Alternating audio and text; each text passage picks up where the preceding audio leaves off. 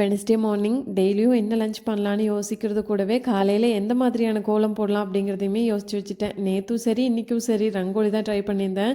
கண்டிப்பாக நாளைக்கு நெல்லிக்கோலம் போடலாமே அப்படின்னு யோசிச்சு வச்சுருக்கேன். வாசலில் வந்து உருளியும் வச்சுட்டு நிலவாசலில் சாமி கும்பிட்டு விளக்குமே பொருத்தி வச்சாச்சு. புது வீட்டுக்கு வந்து 10 days தான் இருக்கும். இப்போ தான் ரொட்டீன் எல்லாமே பழகியிருக்கேன். அண்ட் ஆர்கனைஸ்மே வந்து ஓரளவுக்கு முடிச்சிட்டேன். ஹால், கிச்சன், பெட்ரூம் எல்லாமே. கிச்சனில் கவுண்டர் டாப் மட்டும் எதுவும் செட் பண்ணாமல் வச்சுருந்தேன்.